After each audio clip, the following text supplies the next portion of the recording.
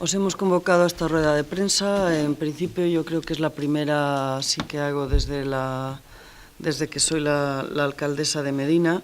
y os hemos convocado precisamente, pasados unos días en los que hemos ido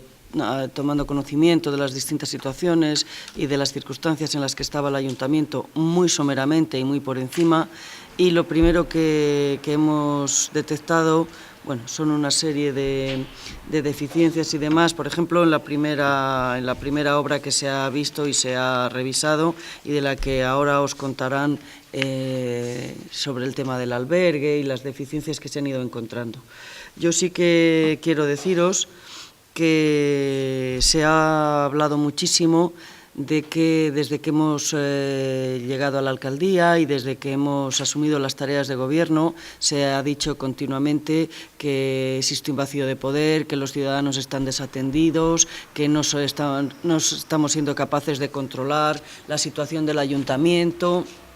En fin, y yo, que en un principio a mí no me gusta entrar en un juego de toma y daca en el que uno pierde el tiempo contestando al contrario, pero sí que quiero aprovechar esta ocasión para decir que desde que asumimos la alcaldía en aquel pleno famoso y que tanto ha dado que hablar por el estilo que caracterizó al gobierno saliente de cortesía y de acercamiento al gobierno entrante, y eso sí que lo digo con todas las comillas del mundo, nunca en ningún momento el ayuntamiento ha dejado de estar atendido, de estar gobernado y de estar en todo momento controlado, digamos. Esto nos ha supuesto un trabajo añadido, puesto que no ha existido un traspaso de poderes. Desde el momento en que termina el pleno, gente de mi equipo intenta ponerse en contacto fundamentalmente con la persona que hacía las labores de secretario del alcalde,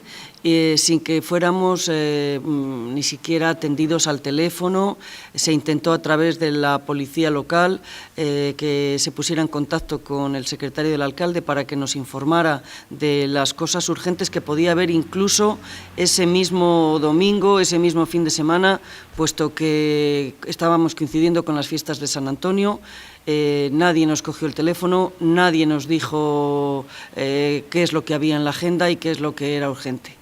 Ante esa situación, decidimos ir a la alcaldía y ver si nos lo habían dejado allí escrito en alguna agenda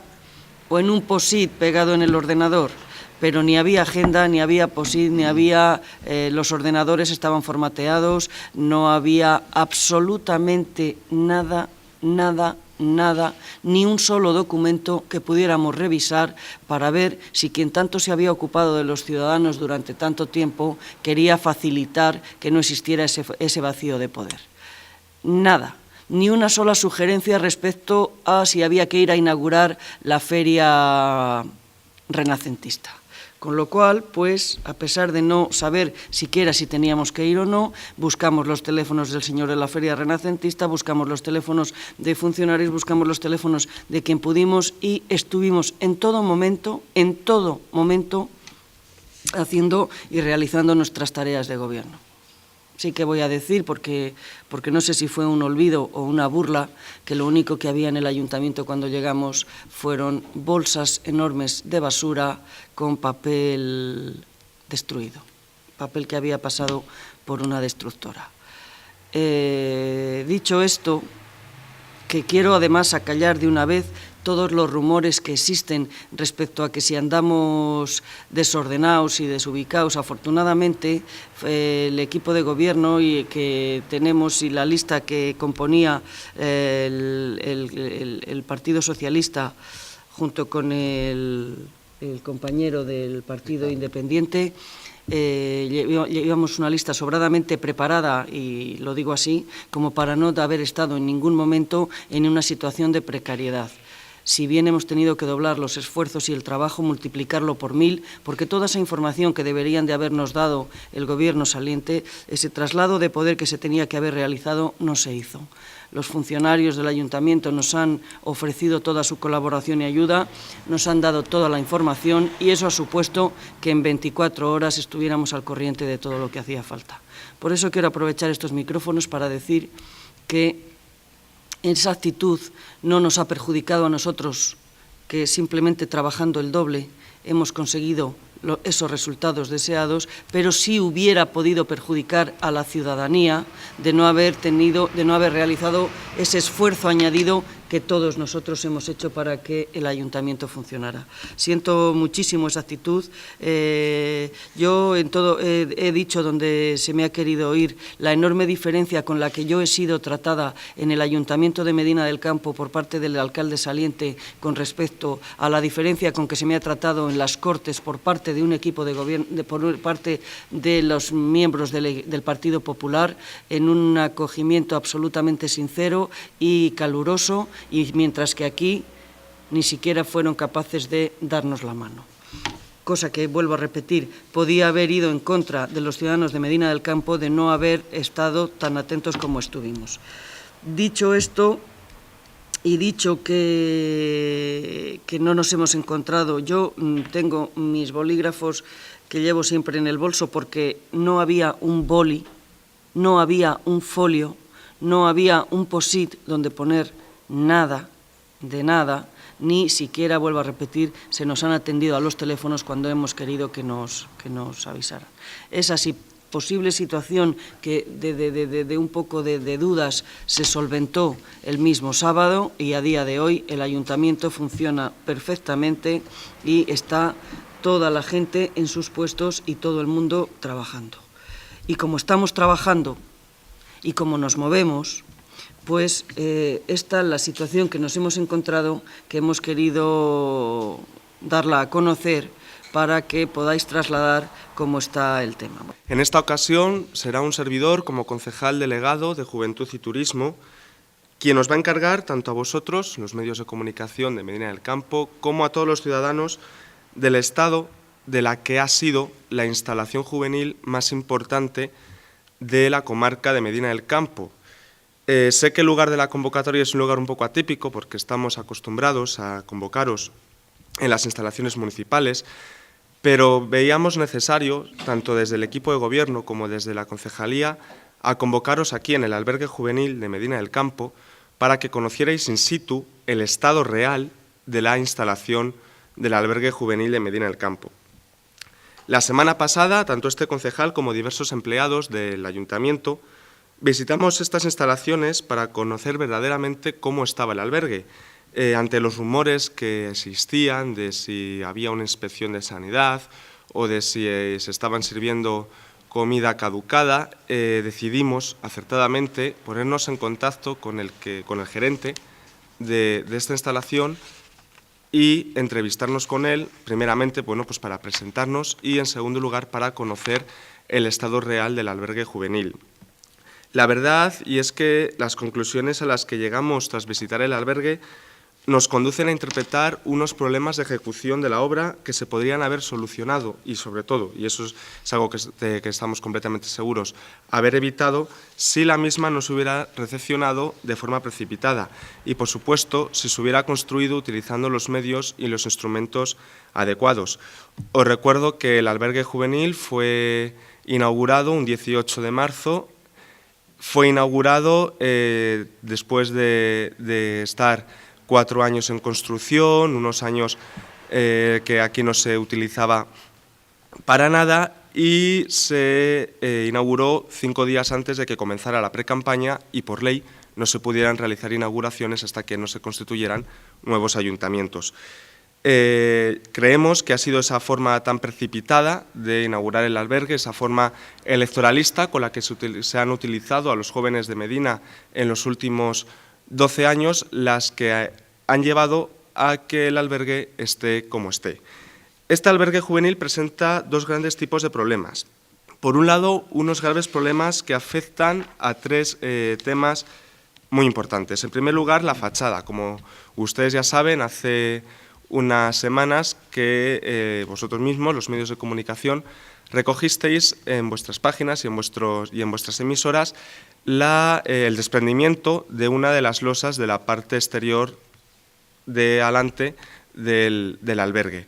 La verdad que es sorprendente, y tal y como está la fachada, que solo haya sido una losa la que se haya desprendido y que nos haya caído la fachada entera. Ahora, cuando demos una vuelta, veréis cómo las losas están huecas por dentro, están pegadas con pegamento unas sobre otras, de tal forma que los cambios de temperatura y, sobre todo, el otro gran problema que existe, que son una retención de aguas fecales por, digamos, que no se ha construido bien los desagües, provocan humedades que, a su vez, junto con los cambios de temperatura, producen el desprendimiento de esas losas que se producen porque se despegan de la fachada. El otro gran problema son los baños de discapacitados. Cualquier ingeniero, cualquier albañil sabe que para realizar los baños de discapacitados lo que tiene que hacer es evitar que el agua se acumule para así tener prioridades y que los disminuidos no se resbalen, no produzcan ningún accidente. En los baños de discapacitados, en la primera y la segunda planta, no ocurre así, están construidos al revés, y en el momento en el que abres las duchas, el agua sale para afuera, inundando el pasillo e inundando las habitaciones. Y el tercer gran problema que tiene, como me refería, son las aguas fecales. El problema que tiene esta retención de aguas fecales es no solamente que produce humedades en las fachadas, sino que además produce unos olores que vosotros ahora mismo no podéis oler porque tenemos las ventanas abiertas, pero que la semana pasada, cuando fuimos a ver el albergue, nos impresionó tanto que nos tuvimos que cubrir la cara. Los dos puntos donde peor huelen son, por un lado, el comedor y por otro lado son los sótanos. Evidentemente, en los sótanos es donde están situadas las depuradoras de agua y es allí el lugar donde más se nota esa retención. Luego, cuando bajemos a los sótanos, verán cómo las paredes están con humedades, cómo no se ha respetado tampoco la normativa en muchos ámbitos y, sobre todo, si vais a poder apreciar bien esos malos olores. Unos malos olores que los ciudadanos de Medina no pueden oler a través de sus emisoras de radio o a través de sus televisiones, pero que los alberguistas sí pueden oler. Y, por otro lado, también presentan deficiencias, digamos, técnicas más pequeñas, pero no por ello menos importantes. Estas deficiencias técnicas se basan principalmente en que están en los malos acabados, cerraduras que no cierran, una de ellas es, por ejemplo, la cerradura del comedor,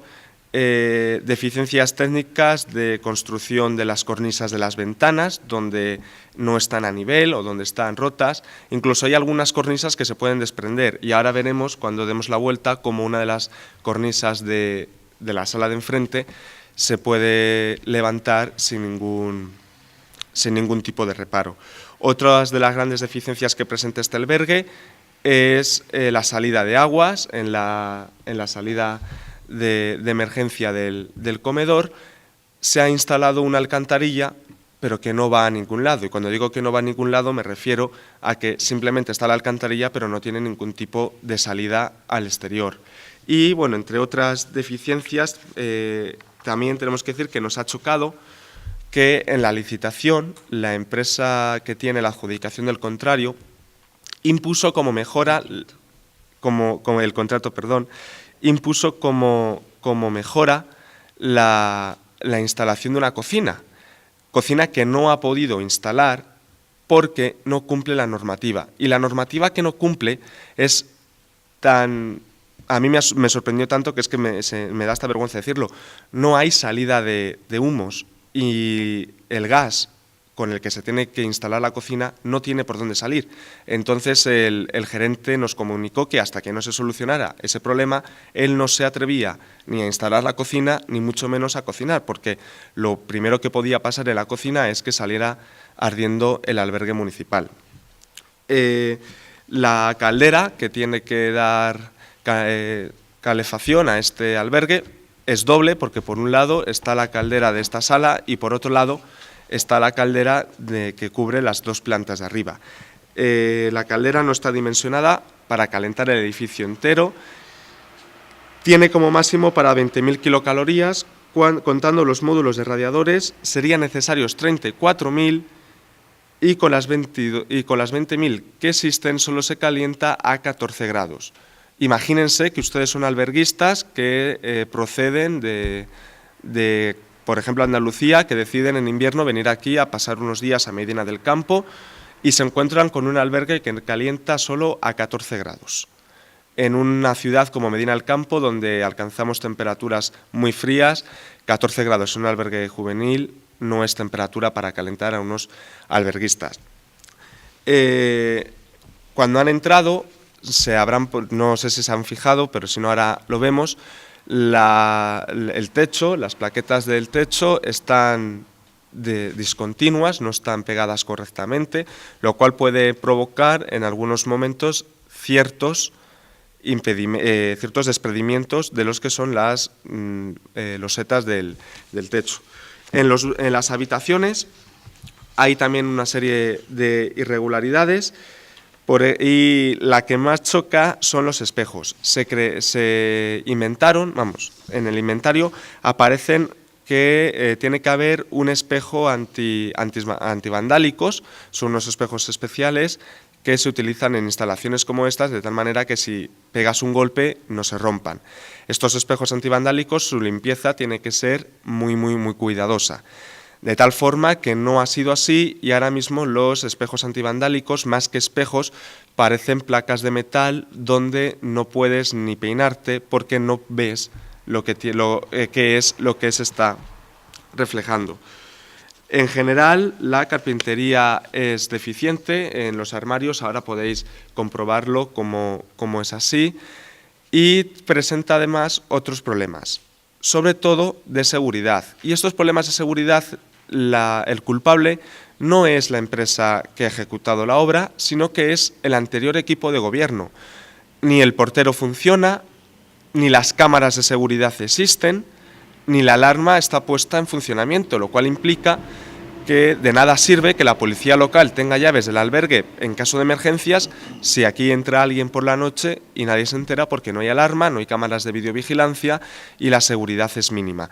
En la licitación se establece claramente cómo es el ayuntamiento el que tiene que poner todas las cámaras de videovigilancia, tanto internas como externas. Puso las externas, las quitaron, no saben quién, si el ayuntamiento o alguna persona externa al mismo, y no se han vuelto a poner. Como tampoco se dieron cuenta que en instalaciones como estas es obligatorio por ley tener hojas de reclamación. Entonces, cuando yo me entrevisté con el gerente de este albergue, lo primero que me pidió era hojas de reclamación, porque si algún usuario salía descontento del albergue tenía que dirigirse a algún lado. Las hojas de reclamación tienen que ser triplicadas. Una se la queda en la instalación, otra es para el interesado y la otra es para la otra parte interesada, que en este caso es la administración local, es el ayuntamiento, como competente se entiende la Concejalía de Juventud y Turismo.